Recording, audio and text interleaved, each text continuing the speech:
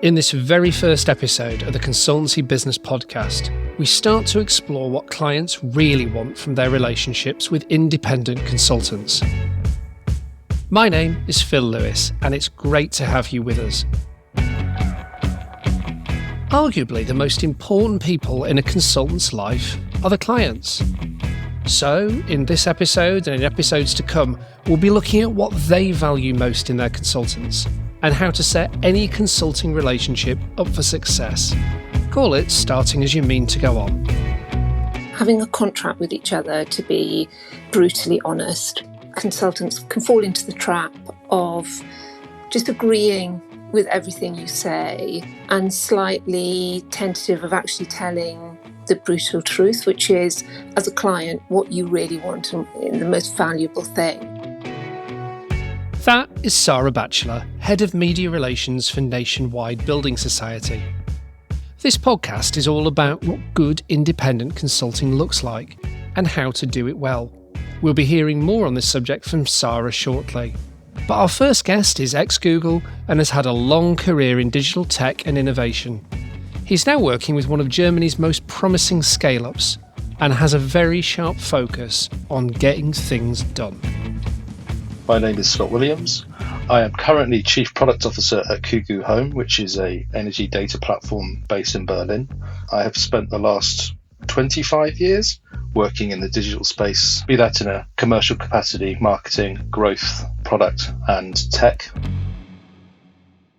If you want to know what's going on, get your hands dirty, jump in, look, get involved in some of the processes, talk to people, understand how they feel. I'll give you an example. I worked for a very large agency and we did a big customer experience strategy piece of work. And I remember the lead exec on that piece of work used to kind of go, what the customer is after is the thud moment. And I was like, what's the thud moment? He said, where we produce a huge amount of paper and we drop it on the table and it just goes thud. And I was like, yeah, but that has absolutely no business value or impact. It's just a representation of the fact that we didn't do our job properly. I think there were too many people kind of reflecting what's going on in the business, right? And that's like half the problem. It's like, well, what are you doing to solve it? What have you done and are doing to solve it? Because problems on their own are just pointless without a solution or a plan. The point about the thud on the table moment is it kind of mistakes quantity of work for quality of work. Exactly. And it mistakes demonstration of industry for quality of outcome. Some of the most impactful work I've done might ultimately have resulted in 1 page of A4 or 3 boards or 5 PowerPoint charts. And I think, any organization, any leadership team, any CEO, whatever that's worth their salt, is someone who can look at that, intuit the quality of thinking and understanding behind it, perceive the expertise, and engage with the individual consultants who've done that work in a way then that allows the organization to derive value from it. And I suppose I'm really interested in, over the years, have you met lots of consultants who work that way, or do you think that the sort of the big thud moment style consultants are still more common than they should be? I think culturally, there are more and more people who want to get quote unquote shit done. I think ultimately because of the speed in which things are changing and consumer habits are changing and how things are fragmenting, everyone's kind of trying to jump on that bandwagon of consulting and helping, business X become more Y or XY or X squared Y or whatever that those outcomes are. So I think because ultimately I think everything is moving faster. So I think the old way of, we'll go in your business for 2 months and then we'll give you a large document that kind of lands on the table, which everyone goes, oh, great. And then no one actually ever reads is a dying breed, because I'm very much a pragmatist, right? So, I kind of, as the Buddha say, if you're hungry, you'll eat. If you're thirsty, you drink. I worked at Google years ago, and I remember a very simple thing that Eric Schmidt said once, which is like, if something is broken, fix it. Yes, I can feel the consultants who don't like to work that way howling in the background like your dogs, Scott. Yeah, yeah, yeah, exactly. Yeah. But if it's about integrity, if you go in there, you can see a problem, and the problem can be, a data problem. It can be a software solution problem. It can be a political problem. It can be a person problem. But you just have to confront it and try and do something about it. And sometimes you need people around you that can kind of come in and augment that. I'll give you an example. 2011, 2012, I did some work for a very well-known, very old, established geospatial government agency arm. I mean, everyone will know what that is, but I'm just not going to name them. I was approached by them, and they asked me, could I come in and talk to them about mobile and social media, which is a coded message of, oh my God, we don't know what's going on, but we've got a feeling it's got something to do with mobile and social media.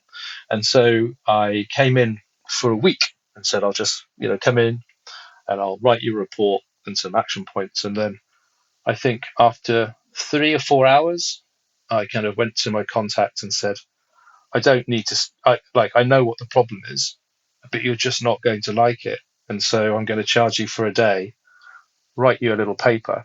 The paper basically said, you are competing against Google. You have 3 people in your web department. You have already lost. So it's the simplicity sometimes of the solution you provide too, right? It's like not overcomplicate it. And the dog, by the way, is agreeing in the background. There you've also talked the idea of asking forgiveness, not permission, which it seems to me is about fearlessness. And I guess where I connect back to on fearlessness, and I think maybe the secret, or one of the secrets to building the consultancy nobody else can, it's actually about how grounded you are in the value that you bring. And it's about how grounded you are in your expertise. And for me, the reason why the one-pager that says you're competing with Google, you've got 3 people in this department, you've already lost, connects, is because what is shining through is a depth of knowledge and expertise that you cannot hide in that acuity of analysis, right? So it seems to me that it comes down to, as consultants, or at least part of it comes down to, as consultants, are we really grounded in the expertise that we bring? Because if we are, then exactly. Trust becomes less of an issue. Yeah. Speed of impact. Trust in yourself. Well, quite. Speed of impact becomes less of an issue because actually you will do only what is necessary to get you the result. Impact itself obviously is a direct consequence of having expertise applied well. And then fearlessness, I think, is probably a practice that grows with time. Because the other thing that happens with fearlessness, I would think, is that as you end up getting more and more proof points of your expertise, demand being a proof point of your expertise as well, more and more people want to work with you, it becomes easier to just call the stuff that doesn't work because A, you don't need the work in the first place, maybe because you've got so much other stuff going on. And B, you're actually not really willing to have your expertise challenged and your time wasted through the idea of doing something that you know for a fact isn't going to work. So it feels like what you've managed to build in your own work and in hiring the people that you hire is a good bank of people who you actually fundamentally trust that basically know what they're doing. And they're better at it than me. Right. I'll give you an example, right? There's a guy, I'm in Berlin, and there's a guy that I've worked with for the last 4 years, product designer, and he's one of the best people I've ever worked with. We also run this kind of organic kind of radical candor thing where there's just no bullshit. So we're constantly arguing. There's constant tension between us, but we really like each other. And his work is astounding. It's absolutely always on the money. And so I think having someone who can take my ideas, my approach, come back, give it the depth and detail, and then us play around with it and stretch it and pull it is a prerequisite, I think. And also I think it's about your personality type and your philosophy in life is as well, because I think you shouldn't be fearful of going into a business and saying, this is shit, because it's not ER. You know what I mean? Like, what's going to happen? I mean, no one's going to die. You know what I mean? You haven't got your head in someone's brain. You're just going into a very frail set of processes and people, and they're trying to do something. And invariably, most businesses are pretty average. The whole point of consultancy is that every day you're invited to sit down and, and drink the cultural Kool-Aid, and it's like, no, I'm not interested in that. Like, I'm not interested in this bullshit. I'm interested in, like, you're spending X in this department, or, you're spending this in a call center, or because your website doesn't work, or do you really know your customers, and do you understand how they feel when they use this thing, or whatever those things are. I mean, you know me, I will go into any organization, and if I see something that's wrong, I will just say. And that is not always a good idea. But invariably, that's the end game. So the quicker I can take you to the end game, the quicker we can fix it, and it's going to cost you less. And I think that's the other thing. It's like consultancy seems to be this kind of like, oh, it's really, really expensive. And it's like, well, if you don't understand the value and you don't understand your own value, then it probably is. So I think for me, it's that integrity thing in myself, which is, if you're going to come in and help. But it's that, if someone's on a sinking ship, don't jump on the ship, throw them a lifeline, and do it quickly. That's my ethos. Well, it's the it's expensive, but compared to what dynamic, isn't it? I mean, that's the thing that, sort of strikes me. Consultants, good ones anyway, aren't about to get into the pity pit with clients. They're not about to, that what they're actually there to do is the hard yards of getting the actual problem fixed. And I think there's a real kindness in that sometimes. And what I liked about what you were just saying was there's a kindness in being able to go, I'm not going to be distracted by this stuff. What I am going to do instead is just get into it with you, and then we'll work out what the answer is. And all the other stuff, all the noise, all the clatter that goes on in any organization, we can ignore that in the interest of what you were talking about earlier on, which is speed and impact. So I think there's something in all that about good consulting as well, It is about being aggressively kind. Yeah. Aggressively, well, we'll reflect on what aggressively kind means, I guess. Yeah, exactly. If you had one piece of advice as we close out, if you had one piece of advice for anybody who has either been in consulting for a while or is thinking about getting into consulting, what would it be? Make sure you're ready. And what I mean by that is the emotional roller coaster of going into business and helping it and fixing it, or whatever you're trying to do. Invariably, it is 50% counseling, 50% consultancy. So make sure that you are robust enough and have a good level of self-awareness to cope with that, because invariably what will happen is, as it gets darkest before the dawn, people will try and make your life hell. They won't be doing it on purpose, but if you're doing a really good job in trying to change something or fix something, there'll be parts of the business that will absolutely do whatever it can to stop you doing it, and make sure you're ready for that, because that's not fun. So make sure you're like mentally, physically, you're up for that challenge. A huge thanks there to Scott. My name is Phil Lewis. This is the Consultancy Business Podcast. We're here to help you build the consultancy nobody else can. This first episode is all about what clients really want from their relationships with independent consultants. Our second guest is a senior leader whose capabilities I've admired for years. She works for a major household name in the UK, one whose industry demands the very highest standards. And I thought we'd start this one with some quick fire questions. My name is Sara Batchelor. I am Head of Media Relations at Nationwide Building Society. I've been there for just over 8 years now, and prior to that I've spent my career, so near 20 years, in consultancy. So I have worked on both sides of the fence, both in agency, consultancy, and in big business as well.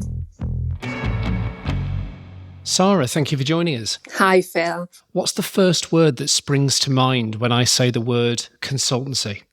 Advice. How would you summarise your career in 3 words? Varied, challenging, and rewarding. What is the most impactful thing, or a genuinely impactful thing, that a consultant ever said to you? Can we be honest with each other? Ooh. Right, so I want to start there if that's okay. So can we be honest with each other? Don't have to get into specifics on this, but just give us the background on that one. How did that conversation come about? So I think this is the absolute bedrock of a really fruitful and rewarding client consultant relationship is having a contract with each other to be brutally honest with each other, because I think there is sometimes a danger that consultants can fall into the trap of just agreeing with everything you say and slightly tentative of actually telling the brutal truth, which is, as a client, what you really want and the most valuable thing. So I was working on a piece of work, and it was going okay, but it needed somebody to just take stock and to say, sit back and say, are we actually doing the right thing here? And that's how that came about. And it was probably the most impactful thing that could have happened at that moment in time, but reflecting on it, what it meant for the relationship going forward. So it is about having that agreement that even if it is uncomfortable at times, being brutally honest and having those difficult conversations with each other is absolutely vital for both parties. I'm always really interested in what is it that, clients look for in their consulting partners and in their consulting relationships. And what you just point in the direction of is, well, in your phrase, brutal honesty. You spent time in consultancy before you moved into a client-side role. I am wondering if your experience was that all clients wanted and valued brutal honesty. Because I certainly find in our work that appetites for levels of honesty can vary, and also the way that people want to receive input vary as well. So what I mean by that is sometimes a bit of spoonful of sugar makes the medicine go down. But I have also met clients over the years, and I know some consulting friends and colleagues have also met clients over the years where brutal honesty has been kind of requested but not really wanted. Yeah, I think there are degrees of brutal honesty, and the way that you provide it and deliver it is absolutely key to that. And in any good relationship, you have to flex your approach depending on who you're dealing with, personalities, etc. I think the really important thing, if you're a consultant giving an honest opinion that might not be wholly well received, that there is a suggestion, an idea, a recommendation of a different approach or a different path with actionable ideas. It's not just a case of putting the brakes on anything, or it is offering something else that can be considered. And I think that is that then gets you into a different conversation. Yes, it's the old "don't just come up with problems" thing, isn't it? I mean, it's brutally honest, but not necessarily helpful to go, this is really broken. Yes. Whereas this is really broken, but here's some steps you might take to fix it. Yeah. That seems reasonable. And it feels to me like there's something about brutal honesty has to be grounded in expertise, and it has to be grounded in objectivity. Because if you haven't got those two things, if there isn't that kind of fresh view and there isn't a good grounding in knowledge and experience and everything else, well, brutal honesty can be there, but it's not necessarily going to be helpfully pointed, or it's not necessarily going to be accurate or reliable. If you take sort of facets like that, you talk about brutal honesty, or you talk about expertise, you talk about objectivity. I think most consultants and most consultancies would hold themselves out as offering that in some way, shape or form, whether accurately or not. But I guess that's the heart of my question, which is, you've obviously been looking at consultants and consultancies for years, both in your previous roles and also in the role that you do now.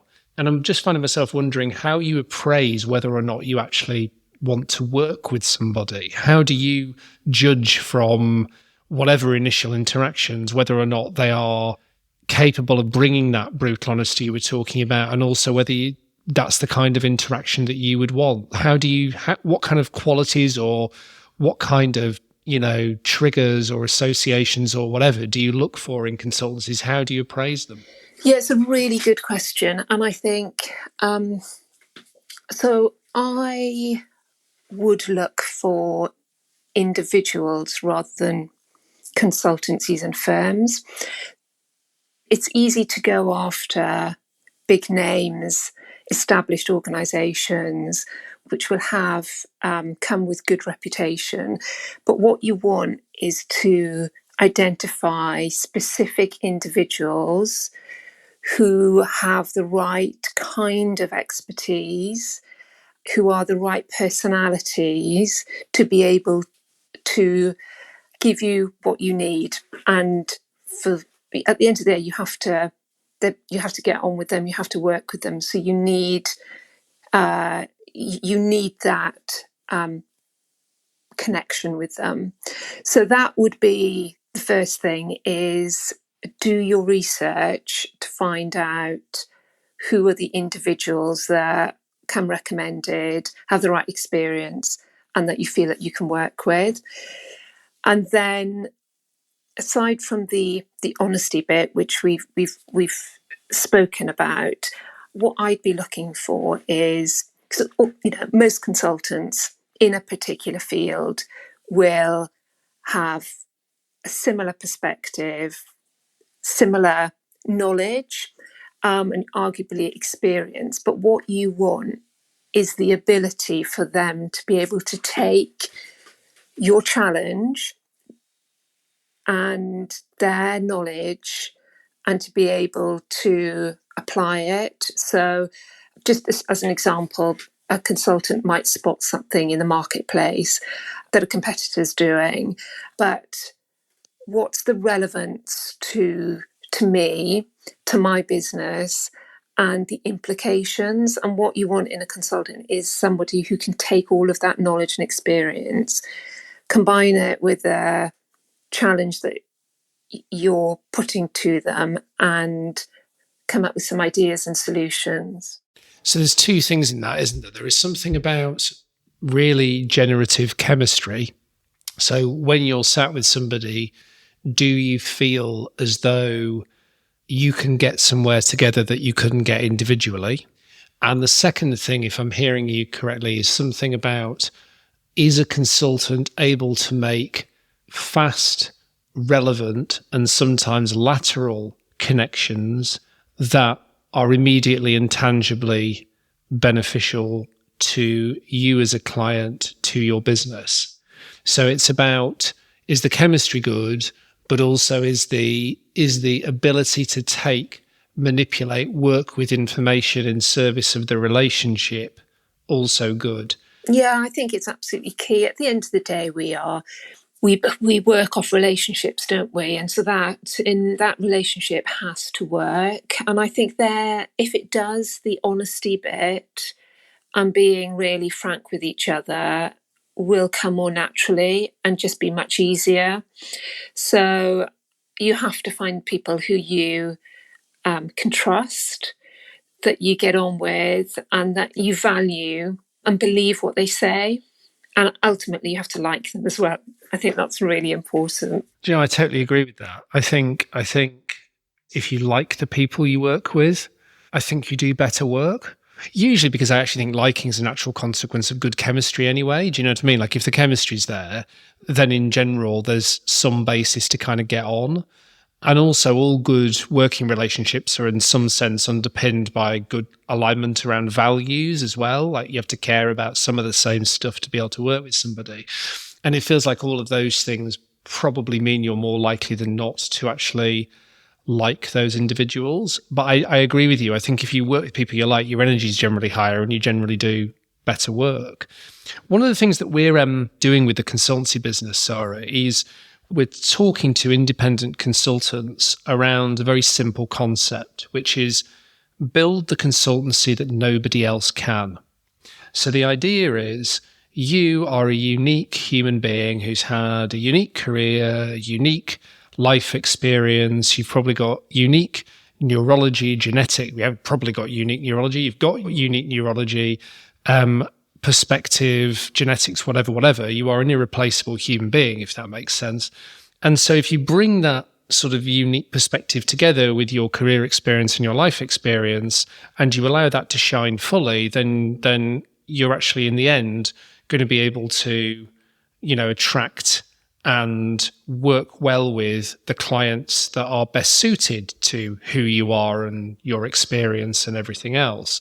So the idea is what we don't want to create is loads of cookie cutter consultancies. We actually want to create consultancies that are as unique and brilliant and individual as the people that founded them, if that makes sense.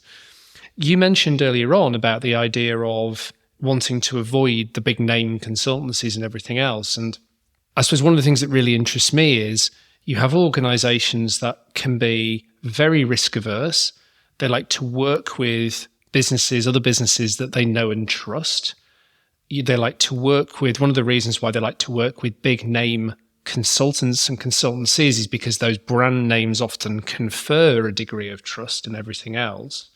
And so I suppose the interesting challenge for a lot of us in independent consultancy is how do you engage with organizations that on the one hand sometimes need new and unique perspectives and generative chemistry and all the other stuff we've been talking about, but on the other hand, they've often been burned by consultants and they're innately can be quite risk averse and not necessarily always wanting to embrace new things. So it's like, how do you as an independent consultant sell something new to a client when sometimes client organizations can feel that new is the last thing that they're in the market for because they want to stick with what they know and trust? Yeah, that's an interesting one. So I think there's a huge value that you can get depending on what you're looking at from a large consultancy. I think you need to be clear who the individuals are within that organisation, who you would want to work with and who you trust. So I have worked for large consultancies and I spent some time in a very small one as well, so I can completely get this challenge. I think once the door has been opened a little bit for you, the way that you can fully open that door and have an engaging conversation is really being clear about why does this organisation, why does this potential client need my help? What is the problem that they are trying to solve and how can I help them? And being really clear on what the challenge is and how you can help, I think it will just get to the nub of the issue really quickly. And that will help build trust and nurture the relationship. But I think what smaller consultancies and individuals can bring is agility and just a slightly different way of thinking. I think being really clear on the problem statement is absolutely critical. I think that's spot on, because I think what happens a lot of the time, partly by virtue of enthusiasm and partly by a desire to close a sale, that consultants can leap to solutions mode and just start trying to get into scopes of work, here's the answer, here's what we can deliver, but actually the time to articulate, examine, and then actually sit with the problem with the client is often overlooked in that process. And I think it's absolutely right to go, have we actually really nailed the heart of the issue? I mean, certainly in my own practices, it's actually the majority of cases that clients come to you with problems that actually aren't necessarily the problems that really need solving. So to your point about problem statements, it's like a lot of the time and the energy ends up going into, let's be really clear on what we're trying to achieve here. And what I hear in what you're saying, Sara, is the idea that perhaps doing that, spending time with the problem, making sure that articulation of the problem is really clear, builds trust in the early stages of a relationship. Yes, exactly. And it's the listening, isn't it? As part of the pitch process, you have to quickly come to some recommendations and ideas and potential solutions, but that in itself can be quite dangerous without having spent some time listening, understanding, and really understanding the wider business as well. A consultant can only do the job properly if there's an understanding of the broader business and, the vision, the journey that you're going on, and what part are you playing as part of that. So whilst there may be a brief and a very specific ask, that context piece is really vital. Yes, I think that's absolutely right. And I think your point was really well made earlier on about large and small consultancies. I mean, for what it's worth, I don't see anything that a consultancy of the size of consultancies that I run in any respect competes with any of the big consultancies. I actually think the likes of your big four, your bigger consultancies do incredibly good work in some cases that is a smaller consultancy just can't do at the same level of scale, and possibly not the same level of specialism. I also happen to believe, to your point about agility, there are certain things that smaller consultancies and independent consultants can help clients accomplish that the big ones can't. So I think it's horses for courses. But I loved what you said about the idea that almost irrespective of scale, the relationship that needs forming is the relationship between the human beings at the heart of the work, not this brand and this brand, or this business entity and this business entity. And that feels intuitively true to me, because certainly in my line of work, I've found over years, it is literally the time that you spend in rooms with people solving problems that makes the difference, which is probably the ultimate statement of the obvious. But I think it's easy to overlook that on the altar of marketing and branding and all that sort of stuff. I'm interested to understand if you have any specific bugbears with consultants in general over the course of your, storied career. Has there been anything that you've observed as a behaviour in consultants that you think, I wish you'd just stop that? A couple come to mind. So the pitch process is always an interesting one, having been on it from both sides. From a client side, having people turn up at the pitch, normally quite senior ones, who commit their time or say they will commit their time to the client, but then once they've secured it, you see very little of them. That is a particular bugbear. To be fair, that doesn't happen often, but I have seen it in the past. And when people point out problems without trying to identify a solution or an idea that might address that problem, I think it's very easy for us to highlight risks and issues. But where the value really comes is, okay, what are we going to do about it? And how can we address it? And I think for a consultant, that's the sweet spot.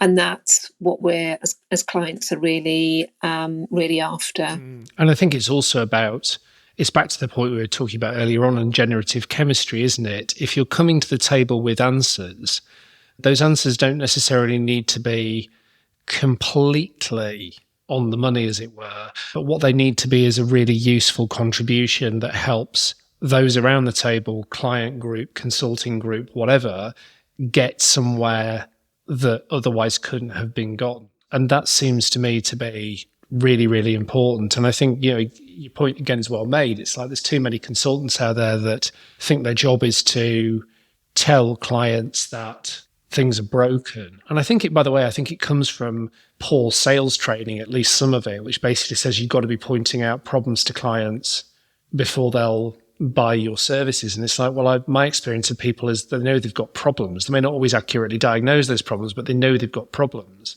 To your point, what they need is help getting to the answers and getting there as quickly and as effectively as possible. One final question for you, Sara. If you were to wrap your career into a single piece of advice for an independent consultant, what would it be? Okay, so you asked for a single one. I'm going to give you two, if I'm allowed. So the first one would be going back to the honesty point. So find a way to speak the truth and speak your mind, because that's where the value will come for a client. And the second one is just be curious. Ask as many questions as is needed for you to fully get to grips, understand, and don't be afraid to ask the stupid questions, particularly if it's in a sector, a business that you're not familiar with. Because I think sometimes there's assumed knowledge where there's not. So I think those would be the two bits of advice. I love those. I particularly like the sort of buy one, get one free spirit of your answer to that question as well, which, I hope we see more of in this podcast as it develops. But no, I mean, I remember an example of, we were in a meeting, myself and my business partner, and we were in a meeting, and we often ask, well, this has happened more than once actually, clients have gone, right, we need your help in embedding this mission or this strategy or whatever it is. And we go, right, who round this table of senior leaders can articulate the strategic objectives that we're here to talk about how you're going to deliver, and the number of times that you find people aren't clear or aren't on the same page. And it's such an obvious question, which, you kind of get, it's a sort of stupid question in a sense, isn't it? Which is, can you just play back to me the brief that you've already given me? But it actually ultimately can reveal often a lack of alignment or a lack of shared knowledge and understanding or whatever it is that otherwise wouldn't actually have come forth necessarily directly. And then you can do some work on that as is necessary. So I think being curious, challenging assumptions, all those sorts of things is incredibly helpful. What I love about this conversation is, we've been talking about so many qualities like, brutal honesty, talking about getting curious, talking about building personal relationships, talking about how you start to build trust in the early part of relationships, all that sort of stuff. And all I hear in all of that is there is huge opportunity for independent consultants to do all sorts of work with clients. We've just got to continue to learn how best to engage in order to be able to make good on those sorts of promises. And I think what you've shared with us today is some incredibly helpful pointers in that regard. So thank you very much for making the time to talk to us. Well, thank you for having me, Phil. It's been great. Huge thanks to Sara, and thanks also to Scott, who we heard from earlier on. There's a lot to reflect on in those two conversations. Here are my main takeaways. The first is confidence, because you heard clearly from both Scott and Sara that their companies are looking to work with small and distinctive independent consultancies. For businesses like ours, that's a big tick. But there are some conditions to keep in mind if you're going to make the client-consultant relationship work. One is brutal honesty. You need to be prepared to say what you think you need to say, however uncomfortable it might feel to have that conversation. A second is cultural sensitivity.